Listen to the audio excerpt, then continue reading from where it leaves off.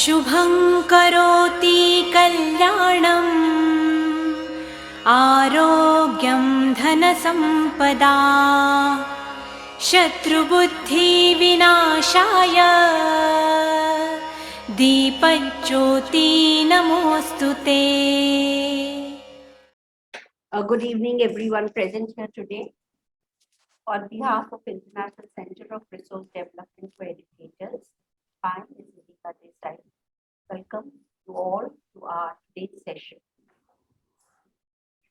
Before we go on to the session, a little brief about what Icrde, that is the International Center of Resource Development for Educators, is. It is basically a small attempt by Dr. Suresh Nair and myself to explore our ideas, our dreams, our learning of 3 decades and share them with other educators. In return from them and create an ecosystem for all of us to keep learning and evolving. So basically you could call it as a barter system. We are sharing our experience and taking your experience. It is also a platform where opportunities are offered for experimentation and implementation of ideas, innovations, collaborations, to achieve performance and continuous professional excellence. Icrde is where a confluence of like-minded individuals who share and imbibe knowledge, experience through interaction, deliberation, and international exposure. We have launched this organization on the 5th of October, that is the World Teachers' Day. And since then, we have been conducting Tuesday webinars, and today's session will be the 9th one. We also had a 2 days virtual conference in the month of October. We also have been conducting conclaves for principals. Recently, we have just finished on 24th of February a conclave for principals, the topic being aspiring through education. It is creating aspirations in students through education. It was in collaboration with Celebrity School, and we had eminent panelists who spoke on things that can be inculcated as teachers, what we can do to build up aspirations in our students, to build up their dreams and make it happen, that the dreams become reality. So our role as educators, how important it is, this was emphasized in that discussion. We have constantly been trying to see to it that we do our best in conveying, in getting across themes and topics which are going to be beneficial to all educators, so that the educational institutions where they are working can really benefit. In other words, it is the students who will benefit, and therefore the students benefiting is the benefit to the institution. My appeal to all of you is, please join us in this journey and let us together bring the change that we all desire in the field of education. For this, I request you to become our members. Our membership is free of cost, and you can log on to www.CRDE.in, and in the members arena, you have to fill the registration form and you will be members. Our master of the ceremonies for today is Miss 𝐄𝐧𝐠𝐥𝐢𝐬𝐡, a life member of Icrde. She has been a freelance teacher trainer, and presently she's working as an English teacher in the primary and secondary section of Mahapragya Public School, a CBSE school in South Mumbai. She loves to read. And friends, before I pass on to her, I would like to just keep you posted that our name is changing from Icrde to CRDE. This is because the word international, we were told by the government, the word international as an NGO, we cannot use the word international in our name. Neither can we use national. And therefore, from Icrde, we are changing it to CRDE. Okay, over to you, Sarabji. Very good evening to everyone. Ma'am, there's a slight change here. I work with the primary section. Sorry. No, I thought you also no. taught English in the secondary section. Okay, that was in learners, not here. Okay. So you are a secondary teacher also. I used to, yes. Yeah. So, on behalf of International Center of Resource Development for Educators, that is ICRDE, I, 𝐶𝐳𝐥𝐸𝐻, welcome you all to our 9th session of Tuesday webinars, which we initiated in October 21. Before we begin with our session, I would like to brief you all about ICRDE. International Center of Resource Development for Educators is the initiative of educators. It is their perception that turned into positiveness and gave this brainchild of theirs great importance. It is a platform where teachers and educators are maneuvered to excel and mentor the student community through local and international mentorship. I am talking about none other than Dr. Suresh Nair and Mrs. Deepa Desai. Dr. Suresh Nair, a state teacher awardee, joined Vivek Vidyalaya and Junior College in 2006 after serving for KC College for about 18 years as a professor for physics. Dr. Suresh Nair is an able administrator and a perfect educationist.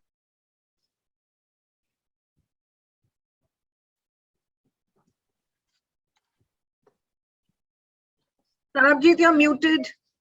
You're muted. Sorry, ma'am. Dr. Suresh Nair, a state teacher awardee, joined Vivek Vidyalaya and Junior College in 2006 after serving for KC College for about 18 years as a professor of physics. Dr. Suresh Nair is an able administrator and a perfect educationist, whose visionary endeavor in the field of education paved the way to fetch him an array of accolades. He has guided thousands of students in the subject and an instrumental in popularization of science among the school and college-going students by conducting various Olympiads. He is a co-author in physics textbooks for junior colleges and MHT CET for engineering entrance examination. A dynamic professional with 32 plus years of experience in educational services and enriching support systems for effective school, colleges operations. He has abilities in harmoniously managing tasks of profound best practices to effectively run school. Thank you, Dr. Nair. And now, brief introduction of Mrs. Deepa Desai, the Secretary of ICRDE. Knowledgeable, insightful, hardworking, determined are just some of the words that describe Mrs. Deepa Desai.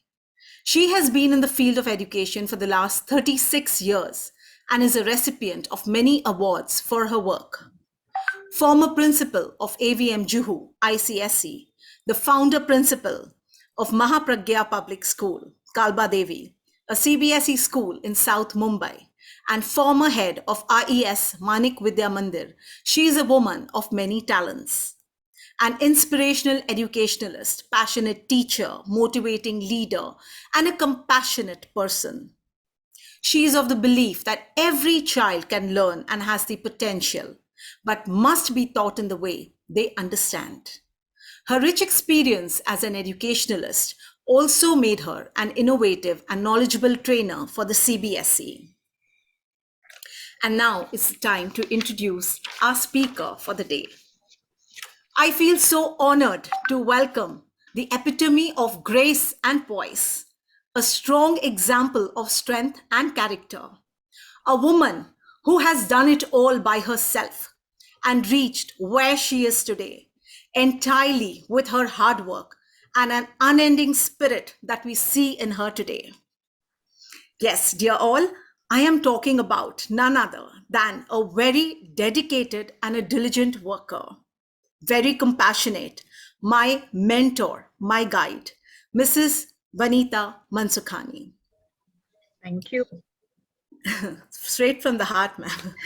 Mrs. Vanita Mansukhani, former principal of Scholars High School, an ICSE school for almost 18 years, is presently the Director Administration of Mahapragya Public School, situated at Kalbadevi in Mumbai.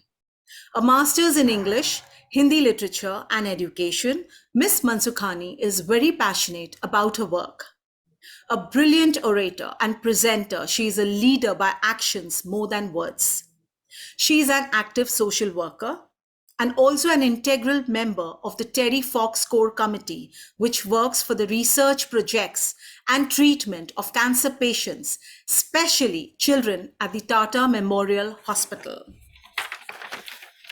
I now request Ms. Mansukhani to start with her session. Over to you, ma'am. Thank you very much, Sarabjit. I'm really overwhelmed. Thank you for your kind words. My pleasure. So today we actually just want to talk about how to make English learning more enjoyable. Because, I've had students, I'm sure all of you have had also, especially class 10, when you teach them 9 and 10, when you're talking about Shakespeare and things like that, and it's old English, and they get bored, thoroughly bored, and they keep asking you, why are you teaching us Shakespeare? He is dead long ago. Why do we have to learn this English? So there's lots and lots of things which English literature teaches us, which I will go into a little later. But basically, how to make learning English more enjoyable for not only the teenagers, but also the little ones. I'm sure all of you being educationists are aware of most of the things, but I just wanted to share my experiences, and I would request you to share yours. So I'll give you my examples and you can give us yours, because sharing is learning. So we can learn from each other. So basically what we all need to do in the beginning is to get to know your students and then set a goal. Because, some of us are class teachers, some of us are English teachers, and we need to know what kind of students we are teaching. Now, by this, I mean that in my previous school, we had first generation learners. I'm sure there are some here as well. That means their parents are not educated, but they want their children to be educated. That also in an English medium school, right? So there's nobody at home who speaks English, nobody at home who can really help those kids. And yet they have to get through an English medium school with good marks, good grades. And if they don't get good grades, the parents are upset, the teachers are upset. So like Deepa ma'am said, that every child must be taught in the way they want.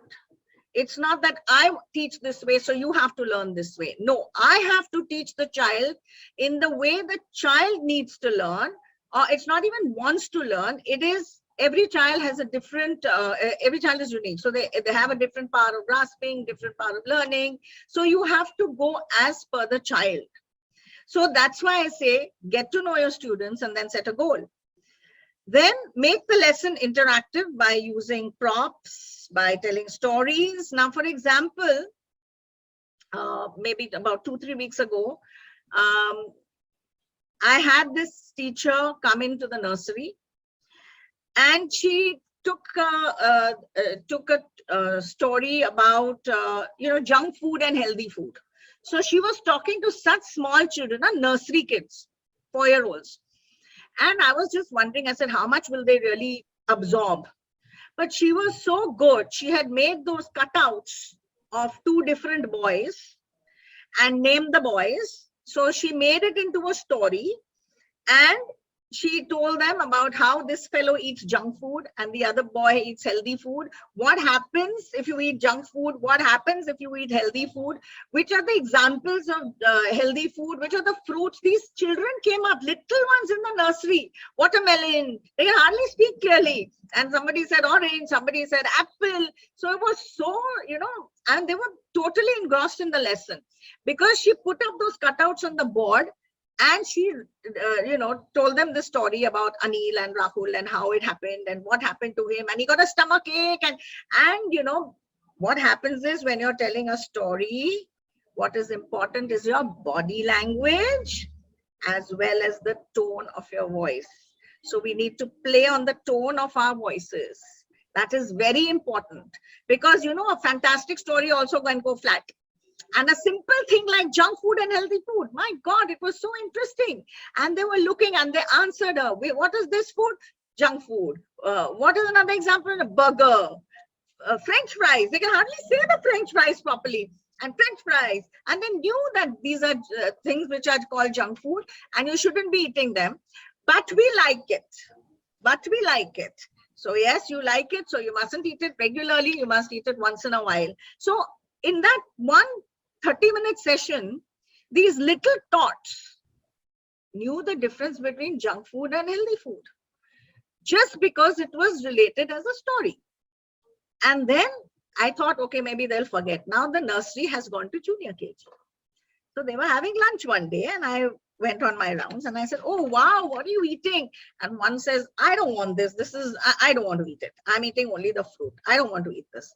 Then the partner sitting there says, this is healthy food, eat it. So now they've not forgotten that we were taught this in the nursery. And now she just turned on and said, this is healthy food, eat it. So I said, oh, wow. I said, I'm so impressed. But then you see the teacher was obviously good. Because if she could get it into the heads and it's stuck there, I think, she's made it. She's done what she had to do. Then also, expression. I spoke about body language and tone. Your expression also is very important, especially when you have a story to tell and when you read out poetry and of course drama, role play. Okay. Now, even when you read out a poem, it makes a lot of difference when you read it with expression. The children are watching your faces. It's not only the little ones who watch your faces when you're telling them a story. It is even the 10th standard and the 9th standard, because they are really watching you more than reading what you're saying. So you have to read it or say it so well that they don't even need that textbook. That's what's important. So expression, therefore, is very, very, very important. Then also, I think we can't give rewards to every child who picks up well and things like that. You can't reward them really. But their reward is what? What is a teacher's reward? That the children have done well, children remember them. That is our reward. What is their reward? Their reward will be appreciation. If as a teacher, we learn to appreciate our children, it makes a world of a difference. They want to be, don't you and me want to be appreciated? We all want to be appreciated. We all love being appreciated. If somebody speaks nice things about us, don't we like it? We love it.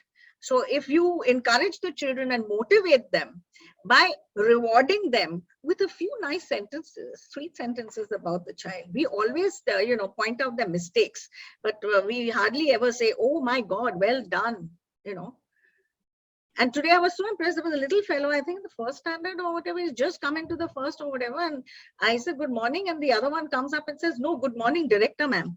Now, it's such a small thing that everyone says good morning and goes, but he waited there and waited for me to say, how are you? Because I've always been asking how you are, how they are. So these are small things, but these are their rewards. We want our rewards. We want our children to love us and remember us. So they also want it.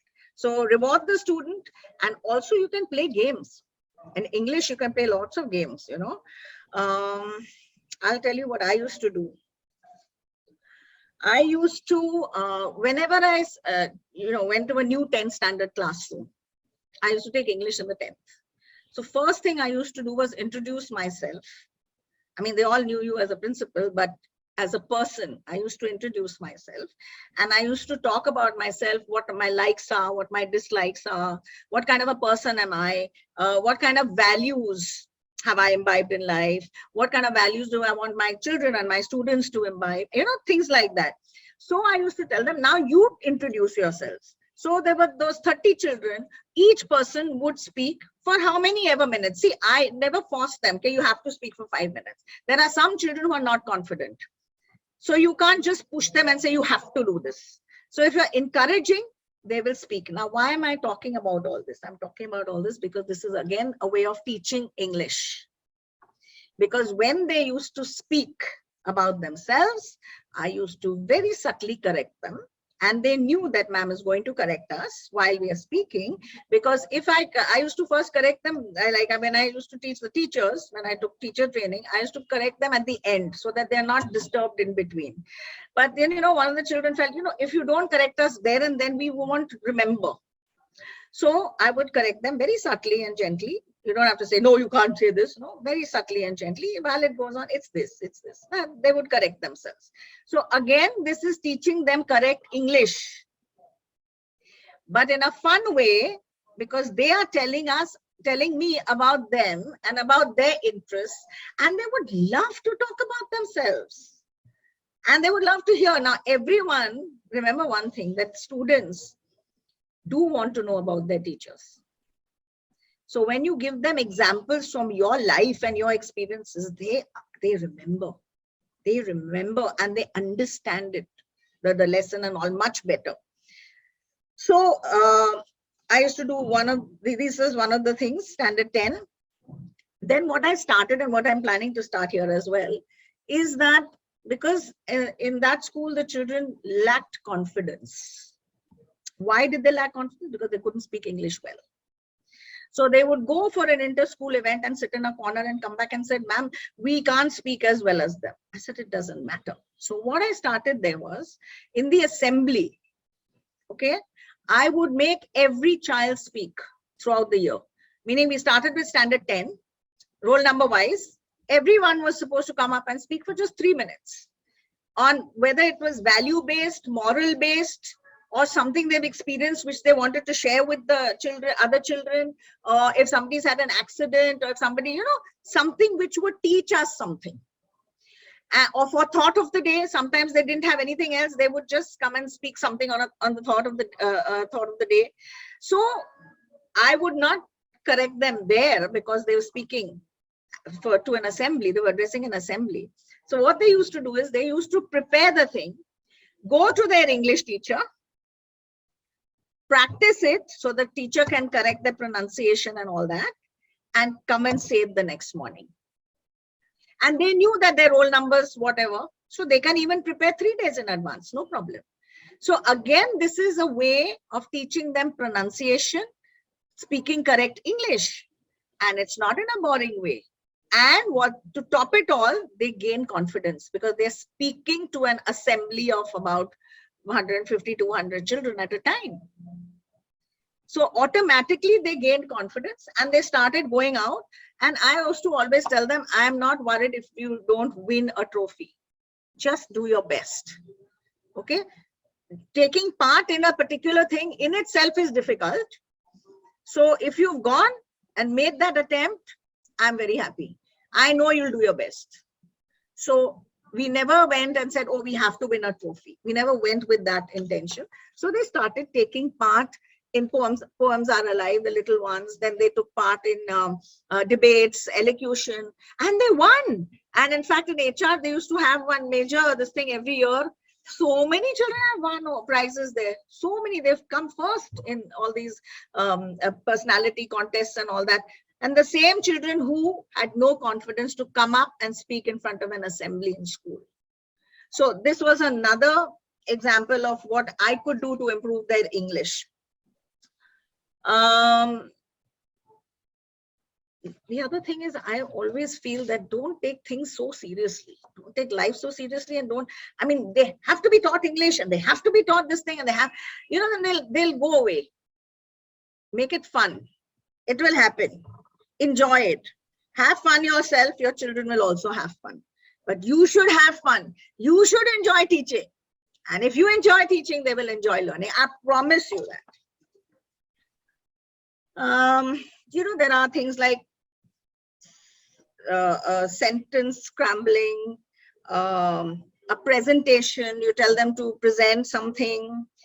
I found dictionary drill also very good, because nowadays nobody looks up a dictionary. They don't know how to look up a dictionary. So you have to teach them how to look up a dictionary. I swear they don't know how to look up a dictionary. So I used to have dictionary drill sessions. You have to carry your dictionary to school and let me see who's going to find this meaning first. Ma'am, you tell us. I don't know the meaning. You have to look it up. I'm not a walking, talking dictionary. Fatafat, there used to be a competition. First, I've got it. So they've learned the meaning of the word also. They've learned how to look up the dictionary also. Because there are a lot of things now, you know, we feel, okay, the computer is there and this and that, but a computer can never replace a teacher. I don't feel that. I feel teachers are very, very important. And then another thing I used to do was impromptu speaking. So we used to, you know, I used to have a little box with little chits, and they would pick up any chit and speak on that topic. Now, it's not for marks. In the ICSE, they're having it for marks. But here we used to have fun. So fun made, they used to enjoy. And by the time they reached the ICSE, they were experts. They could talk on any subject. So these things are very important, because if we keep making the language learning boring, then Sara din, see, formal grammar we have to teach till 8th standard. 9 and 10th standard, it becomes functional grammar, right? So, but if they already know how to speak correctly, by the time they have finished the 8th, automatically the functional grammar will be correct. That's for sure, right? Okay. Initially, I used to tell them, when I used to give them topics for impromptu speaking, I used to tell them to take a topic of their choice. Because when you speak on something which you are passionate about, you speak better. So whichever, whether it's a game, whether it's badminton, whether it's cricket, whether it's whatever, they used to speak from the heart.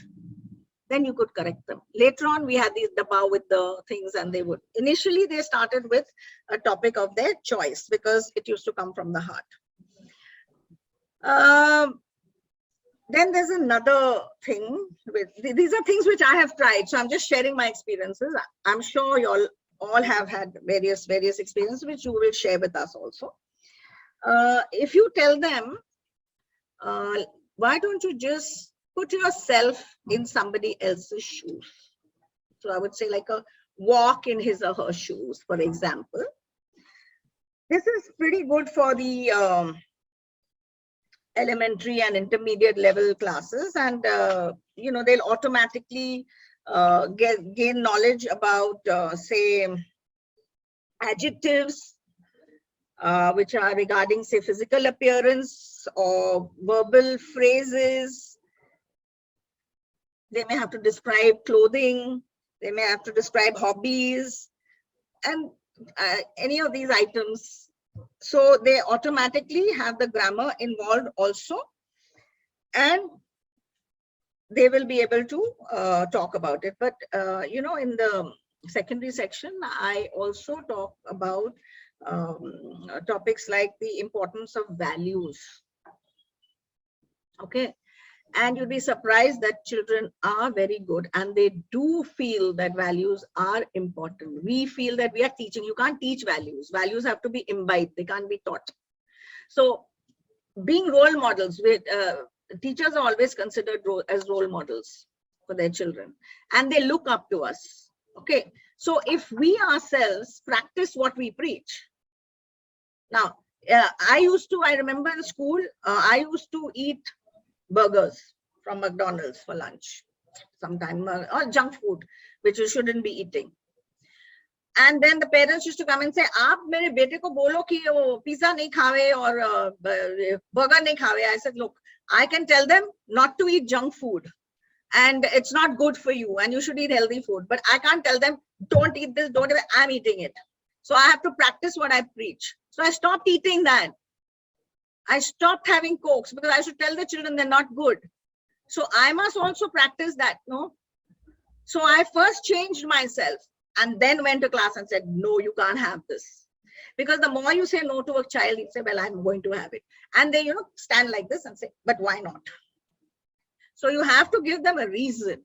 So if we want to be role models, we have to change ourselves first before we open our mouth and say, "Do this and this is not good and that is not good." So we need to practice what we preach.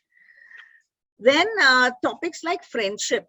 While I was teaching Julius Caesar, so there was a lot on friendship, Caesar and Brutus and all that. And there was a whole passage, long passage on friendship and what friends should be doing, how they should be. A good friend will always tell you the truth. They will not, butter you up and say it's very nice when it's not very nice. They will tell you the truth. So through that chapter, through that scene, I have been able to teach them what friendship means and what is the importance of friendship. And they came up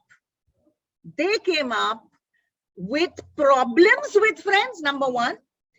They came up with why friends do this and why friends shouldn't do this and that. They came up with so many issues, and they're teenagers, 10th standard. So as a teacher, we have to sort it out. Where did it come from? Julius Caesar. So I keep saying that literature teaches us all about life. And I told them every year, I should tell them, "You keep fighting with me. Why should we learn Shakespeare?" Now see, 400 years, more than 400 years ago, Shakespeare realized that you don't know about friendship, and he told us about it. Yeah. I said, then when so many hundreds of years ago, he knew these things, and now you're utilizing it and you agree with him, then how do you agree with him? That's why you should read Shakespeare. So you can't say, "Just shut up and sit down. You have to read Shakespeare because it's in your course." No. Make it interesting for them. Tell them what they can learn from it. From literature teaches us everything about life is in literature, in the poems, in the stories. It's all there. And if you link up those stories and poems with real life, trust me, they will not only learn, they will love to learn. They will love to learn the language. Then see, for the lower classes, like here, these are the intermediate and elementary classes. For the lower classes, we can, start with a review of some vocabulary and, activities, age-related activities. And children can also contribute vocabulary words while the teacher writes those words on the board. Now this, what happened? My son was about 3.5 or 4 years old. And I thought, well, he doesn't know that much English. So he was going down the stairs and we were in Gibraltar, and I kept telling him, hold that thing while walking. You'll fall down, hold that thing. So he just turned around and he told me, "Mama, that's the banister. I have to hold the banister." So I said, "Oh my God, I'm sorry. I thought he wouldn't be used to that word. He's not familiar with the word." But there may be so many things they've learned in school, and I think, oh, he doesn't know this. When they go to school, they pick up a lot of stuff, not only from the teachers, from their friends also. So he obviously knew it was a banister, and I'm saying that thing. So he just happily just turned around and said, "Look, this is a banister." So you can't underestimate children. They do know a lot of vocabulary. We think they don't know. We are not Miss and Mr. Know-it-alls. I mean, they do know a lot. And I mean, where technology is concerned, they are way ahead of us. Way ahead of us. So we have to accept that we have to learn a lot from them. Okay. Now, when I spoke about walking in someone's shoes, so when you're talking about this to higher level students, maybe you can start with the question, what does it mean to walk in someone else's shoes? And if your class is interactive enough, then you can also initiate a discussion, and the students themselves will come up with tremendous ideas on things like sympathy, empathy, other such values. And you can even use video clips to show them, that's fine. But trust me, they will give you ideas. Okay, when you know where the shoe pinches when you're wearing it. And we think that, kya hai, it's okay. The other person is, it's not okay. You can't judge other people because you don't know the story of their lives. You don't know what they're going through. And this is something you teach children. Again, it becomes morals, values, life skills through English teaching. So it's not that English can't be made fun. It's not all just grammar and nouns and verbs and these same things can be taught in a fun way. So then if they're talking about a person whose shoes they would like to be in or they are in at the moment, they could describe the person in detail. Again, they're using adjectives to describe. There's your grammar. Verbs are doing words. What are these people doing, etc. So all these things they can describe in detail, physical appearance, as well as maybe describe their jobs or what kind of things they would be doing.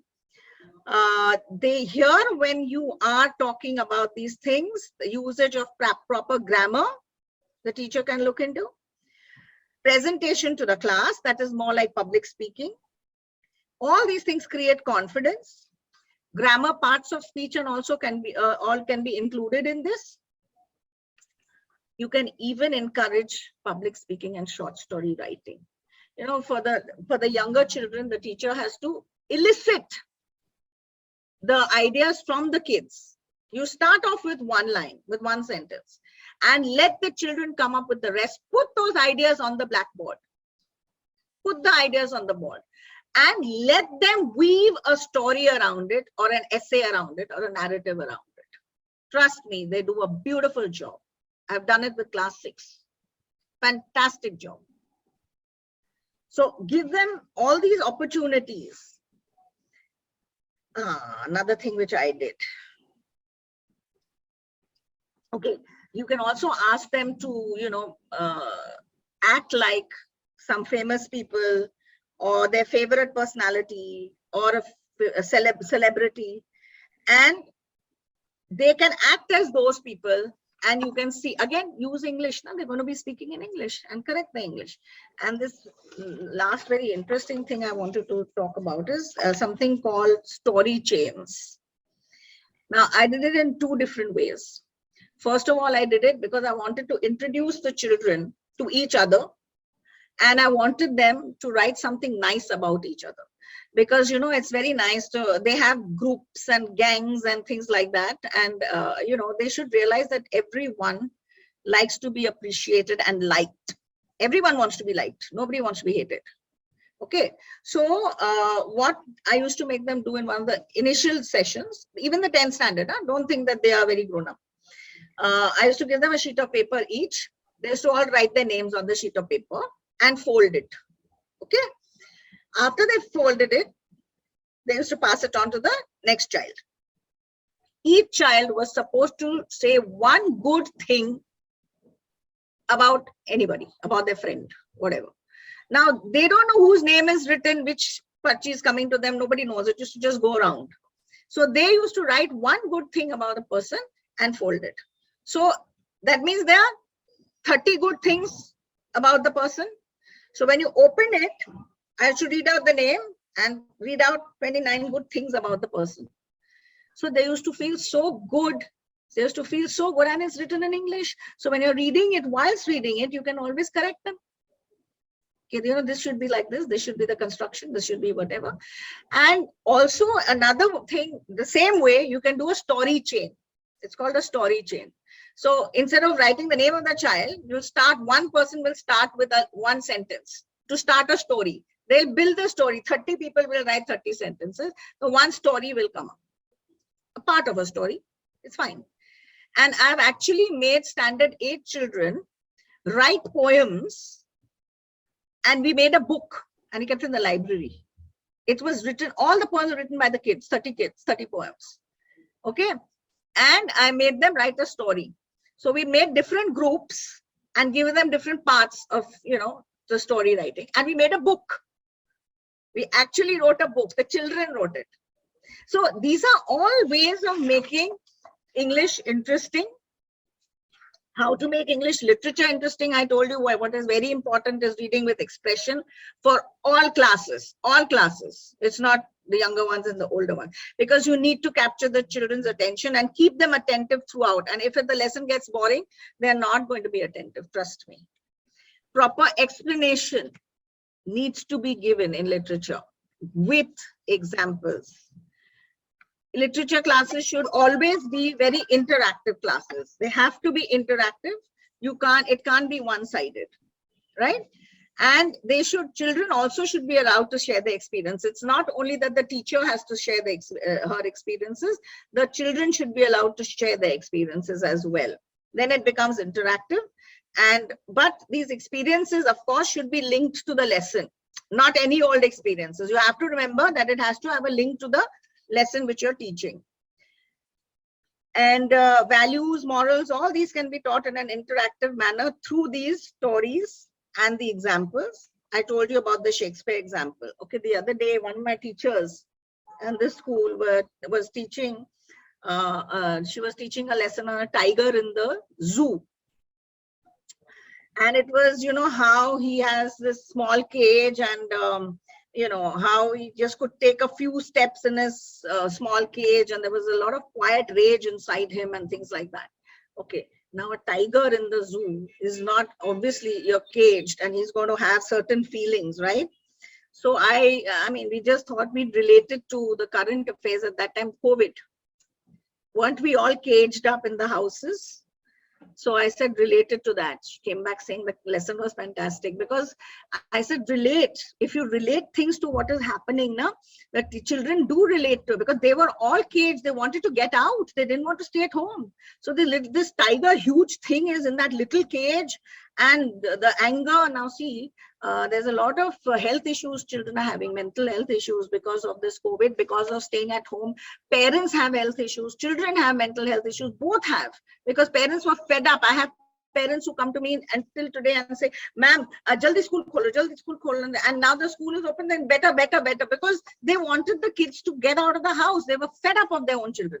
So I said, how can you be fed up? You're fed up. You can't blame them, because they were working mothers, working fathers, and they had to look after the kid, online sessions for the kid, online classes. They were fed up. So they were all encaged, cooped up. Okay, they were not free. Like this tiger wanted freedom, so did we all want freedom. So she elicited from the children about freedom. Link things. It becomes interesting. There was another teacher who was doing this killing of a tree. Okay, now on killing of a tree, how the roots are anchored and how difficult it is to kill a tree, because to uproot it. So it's very difficult to pull out the roots of anything, because they are anchoring the tree, right? So I thought, okay, fine. Anchoring the person, anchoring us, our roots, our foundation. Our morals, our values are what are our anchors. Again, you linked moral values, right? So, and they like to hear it, and they will share. They share, you'll be surprised. They share a lot. They really share a lot. So I would personally say that any language, now we're talking about English here, so keep it simple. Always check that your children are understanding what you're saying. If they don't understand, say it in another way. Like, we have to teach the child the way the child wants to learn. So we should change our way and make them understand, give them lots of time to practice. Worksheets. I give a lot of importance, just not the textbook. Let the teacher work a little more and get those worksheets done. Always use positive reinforcement for children. Never be negative.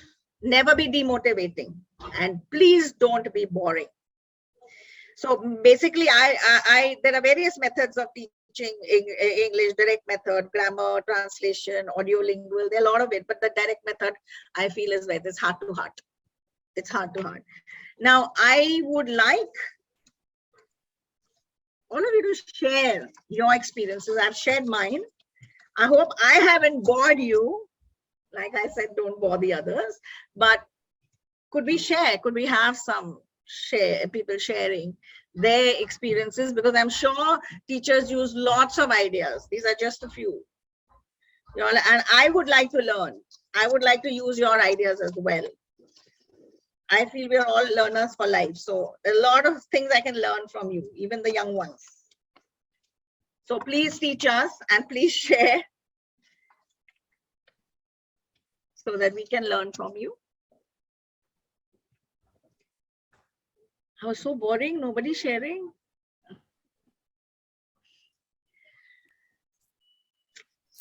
So I would like to tell you this thing. Okay. I was in grade 2. Okay. And I was doing something on who is me. Okay. Okay. So basically, I wanted to ask them if they would like to, you know, if they have a role model in life, if they want to become like one. So I told them, I said, you know, my role model, I've always wanted to become like my dad, you know. And I said, you know, from the time I was small, I used to keep looking up to him that, okay, like this, like this. And I started talking like him. I walk like him. I drive like him. I do everything like him. So, you know, all these children came up. And then one child came up saying that, you know, oh, my chachi, I want to be like her. But then she realized everybody's saying mom, dad, and I'm the only one saying chachi. So she goes back and says, no, but I think mom is better. So I told her, I said, doesn't matter. I said, and anybody wants to become like their grandparents from the maternal side or your paternal side. So then I explained to them, maternal is your mom's side, paternal is your father's side. So 2 hands came up. Yes, I want to work hard like him and make everything. I was like, very good. So I came to know a lot of things that are happening in their life, how they are feeling, what they want to be, how they connect themselves with that particular person. So it really helps, you know. So I had a lovely interactive session with them the other day. Very good. So Sarabji, this is like what I said, your favorite person, celebrity, role model. Yes, yes. So it really helped, didn't it? Absolutely. Very good, very good. Thank you, Rishabh, for your comments. Appreciate it. So anyone else willing to share? Nereen, Viral, Kirtika, Bhavna, Mitu, anyone willing to share? Lata ma'am, anything you wish? You've been, yes, Lata is there. Hi, Lata. Lata ma'am. I don't know, she's not seem to be there. Parimala, what about you? Okay, I would like to share one thing. When my son was in the 10th standard, as you said, he had to learn Shakespeare, and he was advised by his teachers to interview some quotations along with that. Yes, that's what we say. So he was finding it very difficult to memorize those particular lines, you know. Then he would adopt his own way, a famous Hindi song or something. Why not? And he was set to tune those quotations. He would set to tune to those particular songs. And in this way, he would remember, you know. Now, can you imagine how innovative and creative this child is? So I used to wonder, why are you singing? What are you singing? You know, this sounds like this this film song and all. Then you say, yeah, mommy, I'm learning Shakespeare's quotations. Beautiful.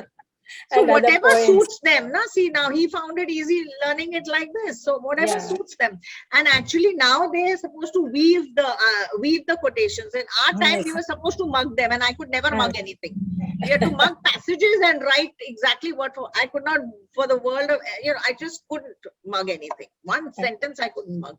But now it's easier because they just have to weave those 1 or 2 sentences in, to ho jata hai. Yeah. But it's better like this actually. And now my granddaughter, you were talking about children's vocabulary, you know. Correct. And she comes up with such words, you know, which we can't even imagine. Correct, you're right. And technologically also They're very when savvy. she's on a video chat, she says, okay, share your screen, share your photograph and all that. I Right. don't know how to do it. And she says, no, do like this, do like this. Yeah, even today, I've come to my son's house because there was network issues in my house. So before he left, he said, Mama, please check your things and all that. After that, you don't phone me and call me running, come here and do this, because I don't know everything. So I said, look, I'm not that savvy. I think I'll manage. I have Indrajit here. It's okay. I'll manage. So. And long time back, I used to take English. I used to teach English when I was in Ahmedabad. So I used to use these dramatics, in the assembly. Drama. I used to ask them to enact a particular lesson, which is in the form of a drama. Correct. So that they would get confidence, and also they would learn how to express themselves. So we used to do it for role play for Shakespeare. Yeah. That. Thank you. So, thank you, Parimala, for sharing. Thank you so much. Oh, welcome. I have one more example. So what happened? Go for it. So in learners, I used to teach Shakespeare, okay? And, some of them were from that, not exactly vernacular. These children were in learners from day one, but parents never used to speak, and, they used to have that Hindi background. Okay, so kind of. So, these 9th graders came up and told me कि miss हमसे तो नहीं होता, हम तो करेंगे ही नहीं, आप देख लेना हम सब फेल हो जाएंगे. So I said ठीक है. I said आपकी भाषा में बोलूं कोई फेल नहीं होगा. अब एक नवा काम करते हैं, मैं क्या रोल प्ले करते हैं.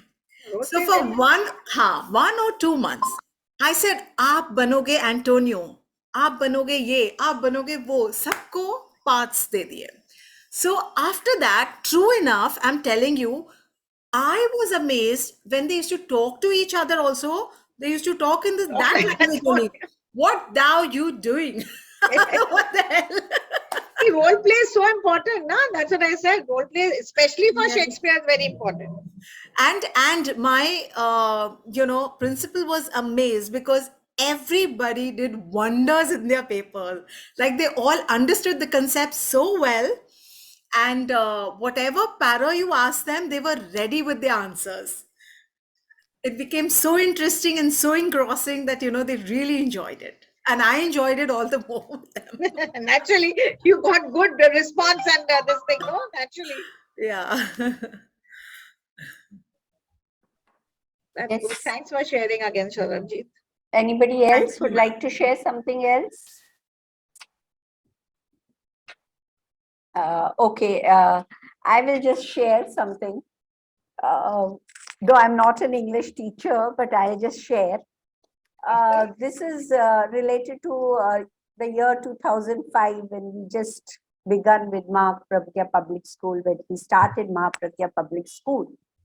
And the children were first generation, as Vanita ma'am has said, in her school also.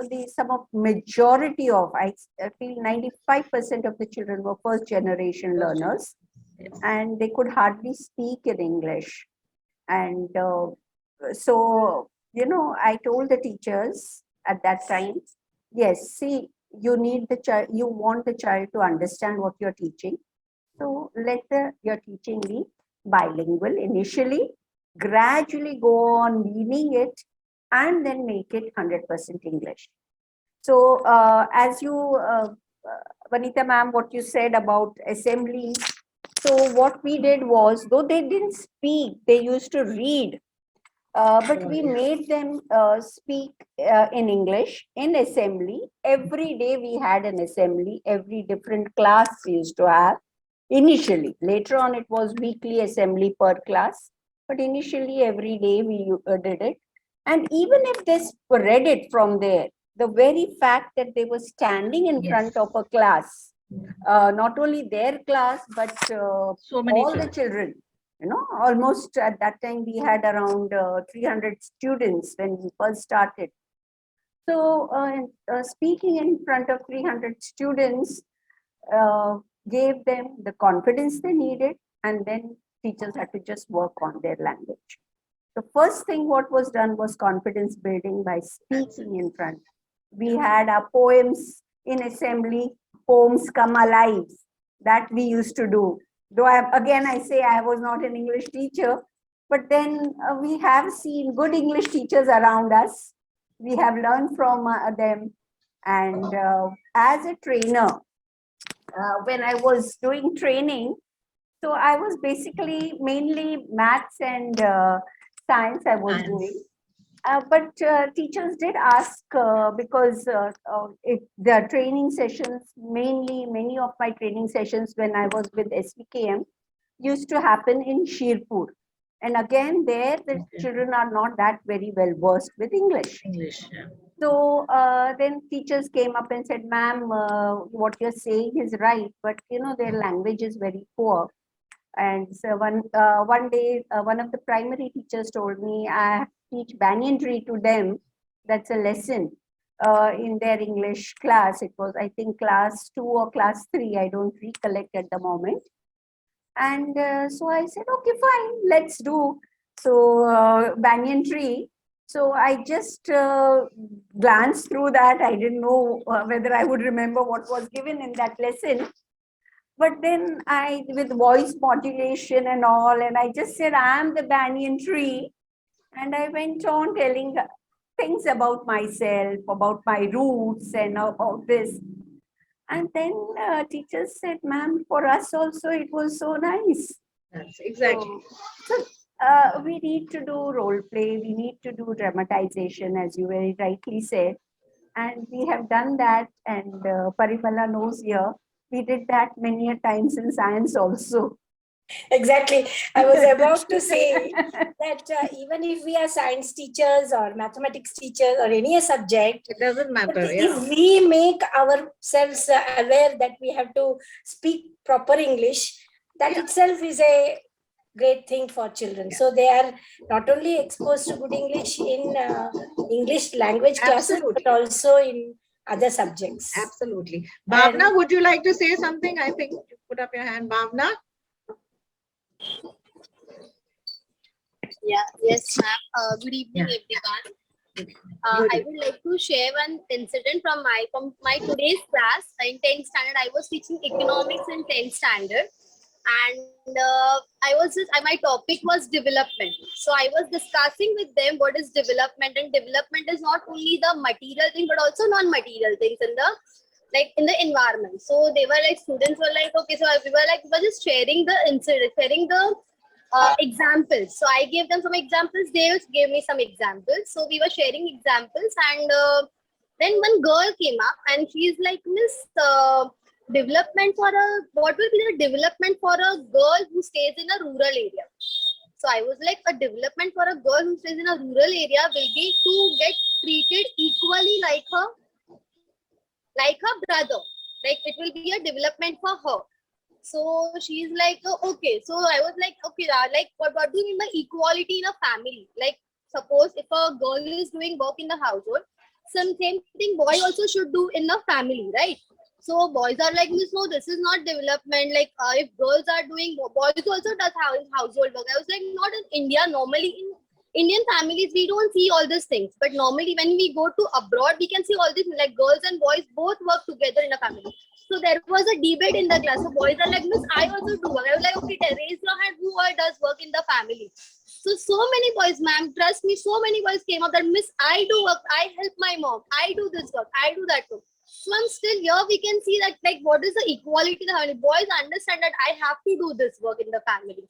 So I came to know about this in today's class, ma'am. Very good, very good. I'm so glad. Very good. Thanks for sharing, Bhavna. Anyone else would like to share? Yeah, I would like to say something. Yeah, sure. The session was a very practical session, and I imbibed a lot. Thank you so much. An educator throughout life. But I just had one small point, why can't we ask students to, come up with 5 new words, building their vocabulary, and then make use of these words in sentences in the classroom. Right. Okay, so the entire class benefits, and each comes up with 5 words. Even once in a week, if it's done, I'm sure it's going to help in improving the quality of learning. Today it's really a very bad scene when we go to colleges. Yes. And you find English teachers struggling to speak correct English. I agree with you. Right from the beginning, if we can have, even from the primary level, simple words, say 2 words, new words, simple words, and then used in sentences. Yeah. And We've been doing it. In fact, I've been doing it even with the teachers when I train the teachers, because they do have a lot of difficulty. I've been giving them homework, 5-word sentences. I was an English method master, say 35, 40 years back, teacher training. I was really, yeah. So this is the way we have to help them out. Yeah. I'm not an English teacher per se. Doesn't matter. It's science maths person. Thank you so much for sharing. Thank you so The much. small thing I just thought about. Thank you so much.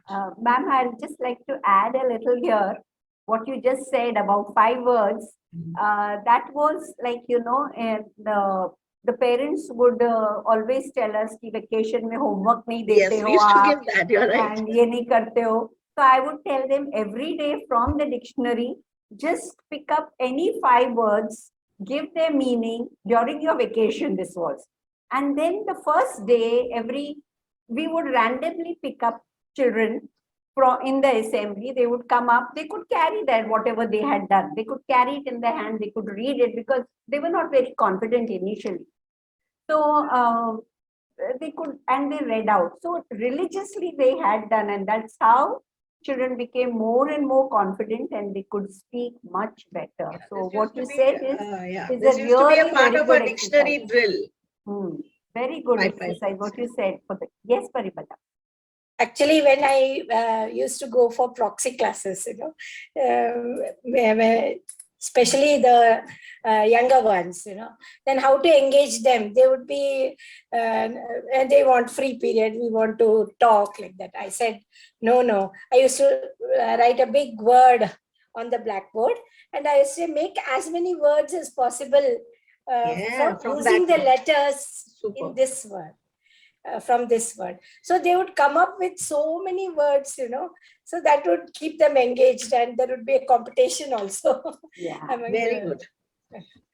So this, in this way I used to spend, for me also it would be good to spend this, otherwise how to spend those 40 minutes when we are in a proxy period. Very good, very good. Anybody else? Yes, anyone? I think I'll have to pick out the names and I'll ask you to share, we have to get over our inhibitions, no? Yes. Lata ma'am, are you there? Lata ma'am? I don't think she's there. I can see her logged in. There, but in the train, dear. Hi, Lata ma'am. How are you? I think she's in the train. Are you traveling? Lata ma'am, are you traveling? Yeah, I'm in the train. Is it possible for you to share something? We can understand. You may just break in between. Too much of noise around that side. Continue. Okay, I think it will be difficult for her. Nareen wants to say something. Please put up a hand. Yes, please. Nareen, carry on, beta. Nareen, can you unmute and talk, please? Her hand is up.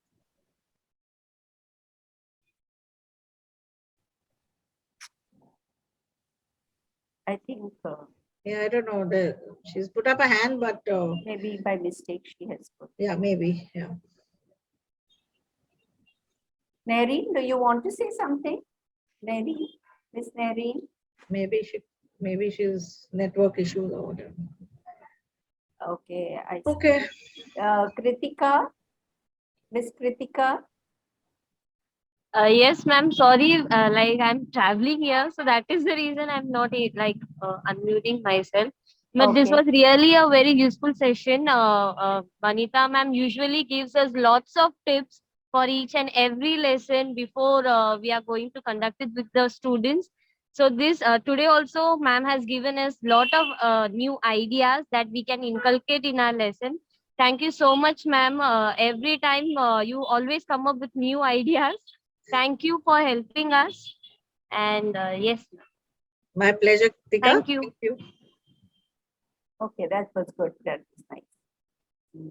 I think Indrajit is put up his hand. Indrajit? I think it's time. No, it's beyond time. No. That's fine. It's okay. Yeah, that's fine. Indrajit, आप कुछ कहना चाहते हो? No, Do you ma'am, wish no, to ma'am. speak something? No. Okay.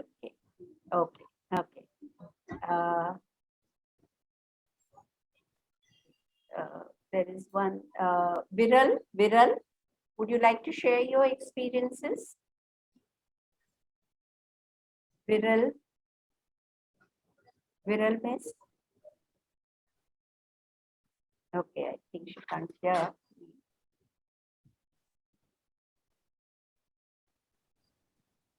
Okay then. Yeah, I think we'll wind up. Yes, we will wind up. And before we wind up, again, I would just like to inform all of you that we have changed from Icrde to CRDE because during registration we were told that we can't use the word national or international in the name. So now International Center of Resource Development for Educators has become Center of Resource Development for Educators. So our next session, wherever we have that session, of course, we are going to be having it very soon. It will not be the name Icrde, but it will be CRDE. And again, all those who are present here, please become members, avail of the resources that we have, and I'm sure it will help you and it will help us also because we learn from each other. Okay, over to you, Sarabji. Thank you, ma'am. I would like to thank Ms. Mansukhani for her inspiring pearls of wisdom full of beautiful, creative ideas to make English enjoyable. And I'm sure we all are going to benefit from it.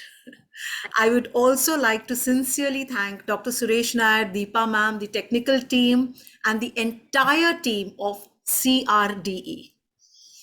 And our next act is the summer camp for students towards the end of April. Details will be shared later.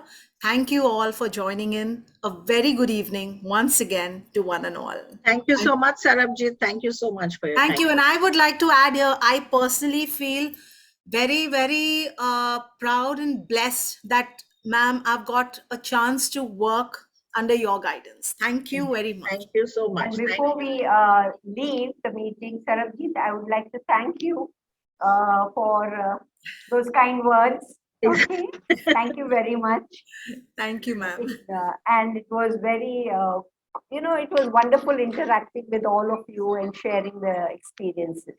Thank you so much. Thank you, Deepa ma'am, for having me. Thank you, Deepa ma'am, for the opportunity. Thank you so much. Thank you.